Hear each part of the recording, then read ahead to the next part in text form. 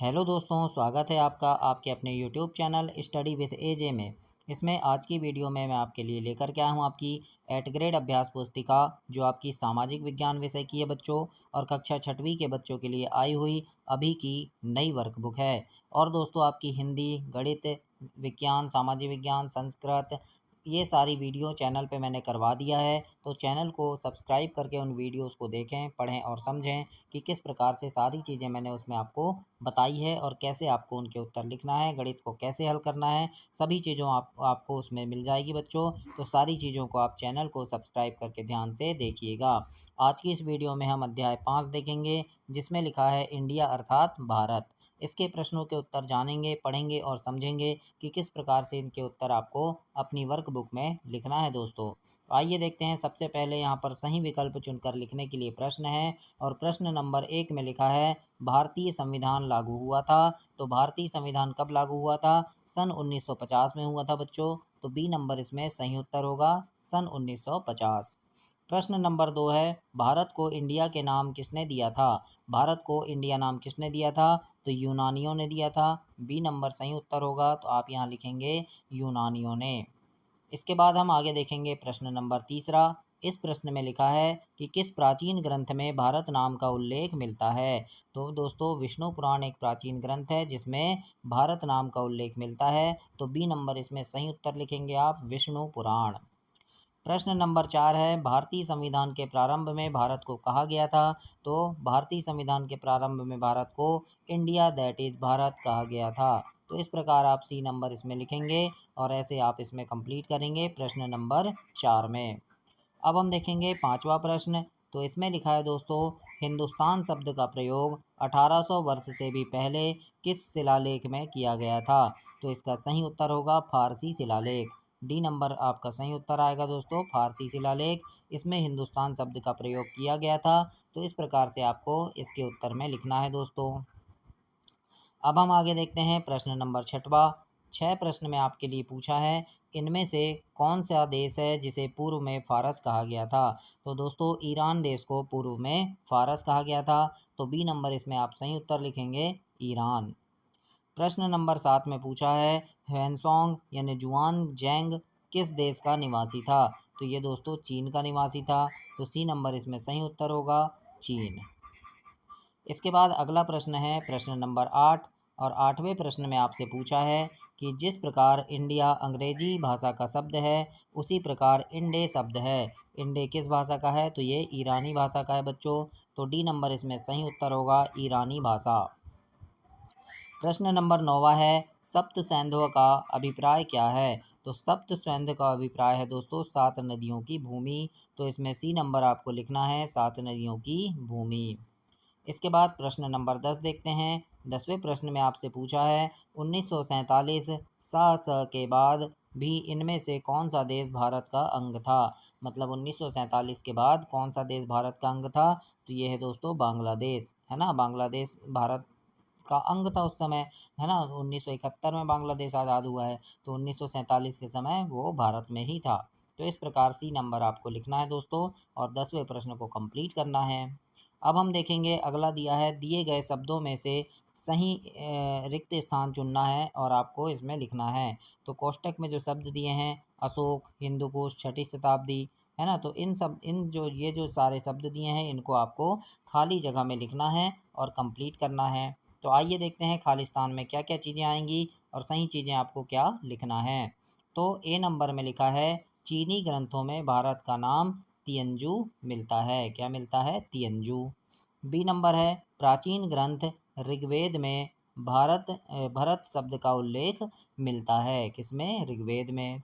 सी number का प्रश्न है प्राचीन फारसी में हिंदू पूर्णतः एक भौगोलिक शब्द है। क्या है? भौगोलिक शब्द है। अगला है चीनी यात्री ह्वेनसोंग ने पांडुलिपियों का अनुवाद संस्कृत से चीनी भाषा में किया। इस प्रकार आप यहाँ डी तक कंप्लीट करेंगे। इसके आगे का हम देखते हैं ई नंबर।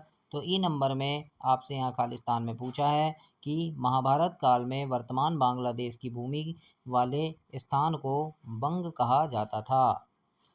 एफ नंबर है विष्णु पुराण में भारत की सीमाएं समुद्र के उत्तर और हिमाच्छादित पर्वत के दक्षिण में बताई गई है।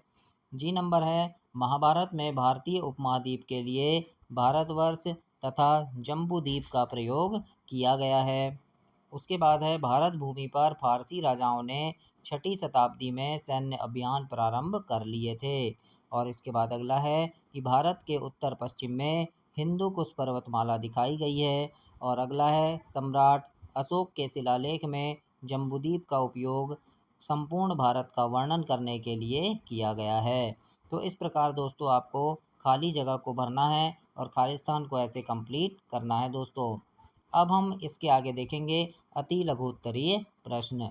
तो अति लघु उत्तरीय प्रश्न में देखते हैं दोस्तों। और दोस्तों चैनल ध्यान से सब्सक्राइब कर लेना आप, क्योंकि और वीडियो में अगर कोई कमी है, कोई चीज़ गलत लग रही है तो आप मुझे कमेंट बॉक्स में कमेंट करके बताइएगा।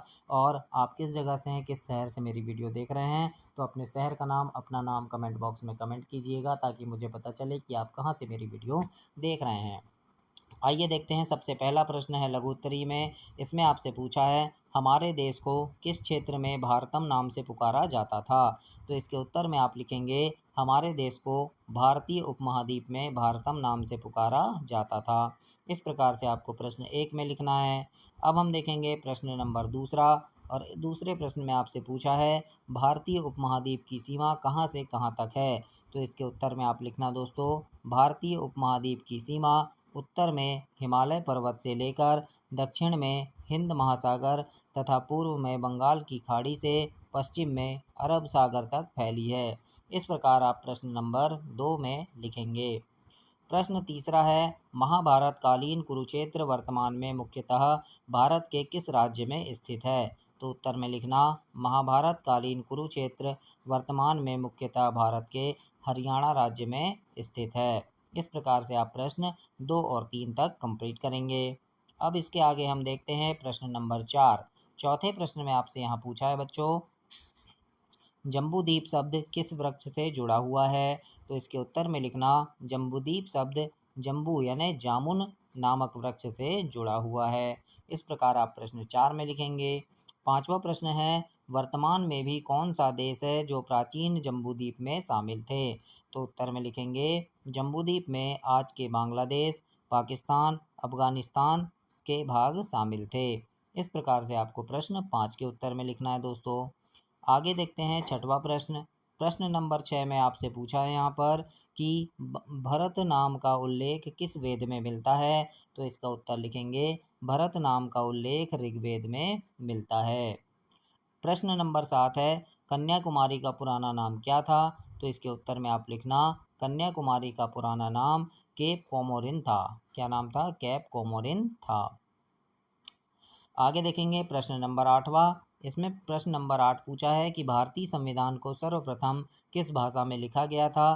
तो इसके उत्तर में आप लिखेंगे, भारतीय संविधान को सर्वप्रथम अंग्रेजी और हिंदी भाषाओं में लिखा गया था। इस प्रकार प्रश्न 8 के उत्तर में आपको लिखना है दोस्तों।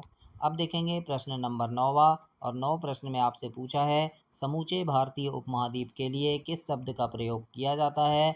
तो उत्तर में लिखेंगे, समूचे भारतीय उपमहाद्वीप के लिए भारतवर्ष शब्द का प्रयोग किया जाता है। और इसके बाद 10वां प्रश्न है, जिसमें पूछा है, चीनी शब्द तियंजू कहाँ से लिया गया है। तो उत्तर में लिखेंगे, चीनी शब्द तियंजू सिंधु शब्द से उत्पन्न हुआ है। अब इसके आगे देखते हैं लघु उत्तरीय प्रश्न। और दोस्तों चैनल को ध्यान से सब्सक्राइब कर लेना। आपकी तिमाही, छमाही और वार्षिक परीक्षा के समय चैनल पे काफ़ी सारे वीडियोस लेकर के आता हूं, जिसमें आपके परीक्षा में आने वाले महत्वपूर्ण प्रश्न होते हैं, जिन्हें पढ़ करके आप परीक्षा में काफ़ी अच्छे नंबर ला सकते हैं बच्चों। तो उन सारे प्रश्नों को देखने के लिए, पढ़ने के लिए, समझने के लिए चैनल ध्यान से सब्सक्राइब कर लेना, ताकि समय पर आपको सारी वीडियो मिल सके और उन्हें पढ़कर आप परीक्षा में काफ़ी अच्छे नंबर ला सकें। तो आइए देखते हैं लघु उत्तरीय प्रश्न में सबसे पहला प्रश्न आपके लिए यहाँ पूछा है कि भारत को विदेशियों ने क्या क्या नाम दिए हैं। तो इसके उत्तर में आप लिखेंगे, भारत को विदेशियों ने हिंद, इंडिको, हिंदुस्तान, भारत, तियांजू, इंडिया, इंडे, सिंधु आदि नाम दिए हैं। तो इस प्रकार से आपको प्रश्न 1 में लिखना है लघु उत्तरीय में। दूसरा प्रश्न देखते हैं। इसमें पूछा है, प्राचीन चीनी वासियों का भारत के प्रति सम्मान था, इसके लिए क्या तर्क बताया गया है। तो इसके उत्तर में आप लिखेंगे, प्राचीन चीनी वासियों का भारत के प्रति सम्मान था, इसका एक प्रमुख तर्क बौद्ध धर्म का चीन में प्रसार और भारतीय संस्कृति का चीनी संस्कृति का प्रभाव है ना। तो इस प्रकार से आपको प्रश्न नंबर दूसरे के उत्तर में लिखना है दोस्तों। अब हम देखेंगे संविधान से क्या आशय है। प्रश्न नंबर तीसरे में पूछा है आपसे संविधान से क्या आशय है। तो इसके उत्तर में लिखेंगे संविधान एक देश का सर्वोच्च कानून होता है। यह एक लिखित दस्तावेज होता है जिसमें शासन चलाने के नियम और सिद्धांत निहित होते हैं। इस प्रकार आप प्रश्न नंबर 3 के उत्तर में लिखेंगे।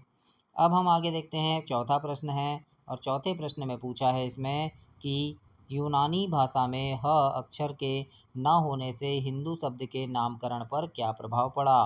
तो इसके उत्तर में आप लिखेंगे यहाँ पर कि यूनानी भाषा में ह अक्षर के न होने से उन्होंने सिंधु नदी के किनारे रहने वाले लोगों को इंदु या हिंदू कहा, जिससे हिंदू शब्द का नामकरण हुआ। तो इस प्रकार से आपको प्रश्न 4 में लिखना है। पांचवा प्रश्न पूछा है इसमें निवासी शब्द का प्रयोग किन अर्थों में किया जाता है। तो इसमें लिखेंगे निवासी शब्द का प्रयोग किसी स्थान पर रहने वाले व्यक्ति या समुदाय के लिए किया जाता है जो उस स्थान का मूल निवासी हो या वहाँ स्थायी रूप से रहता हो। इस प्रकार से आप प्रश्न नंबर 5 के उत्तर में लिखेंगे बच्चों। अब हम देखते हैं छठवां प्रश्न और प्रश्न नंबर 6 में आपके लिए पूछा है इसमें कि प्राचीन समय में विदेशियों को भारत आने के पीछे क्या कारण हो सकता है। तो इसके उत्तर में लिखेंगे प्राचीन समय में विदेशियों के भारत आने के कारण है व्यापार, धार्मिक प्रचार, ज्ञान की खोज और आक्रमण। इस प्रकार से आप प्रश्न 6 में लिखेंगे बच्चों। सातवां प्रश्न है विदेशियों द्वारा भारत को अनेक नाम दिए गए हैं, इन नामों का उल्लेख हमें कहाँ कहाँ मिलता है। तो इसके उत्तर में लिखेंगे विदेशी द्वारा भारत को दिए गए नाम का उल्लेख प्राचीन ग्रंथों, यात्रियों की पुस्तकों, नक्शा और विदेशी लेखों में मिलता है। इस प्रकार से आप प्रश्न 7 तक कंप्लीट करेंगे। आठवां प्रश्न देखते हैं इसके बाद आपके लिए यहाँ पर पूछा है भारत को संघ क्यों कहा गया है।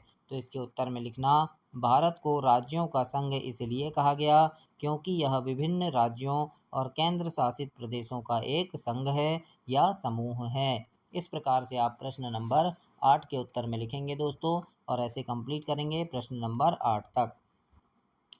अब हम देखते हैं प्रश्न नंबर 9वां और इसमें पूछा है वर्तमान में भारत का कुल क्षेत्रफल 32.8 लाख वर्ग किलोमीटर है। क्या आपको लगता है कि स्वतंत्रता के पूर्व भी यह इतना ही रहा होगा? यदि नहीं तो क्यों? तो इसके उत्तर में लिखेंगे नहीं, स्वतंत्रता से पहले भारत का क्षेत्रफल अधिक था क्योंकि तब भारत में आज के पाकिस्तान, बांग्लादेश और बर्मा जैसे देश शामिल थे। स्वतंत्रता के बाद भारत का विभाजन हुआ और क्षेत्रफल कम हो गया।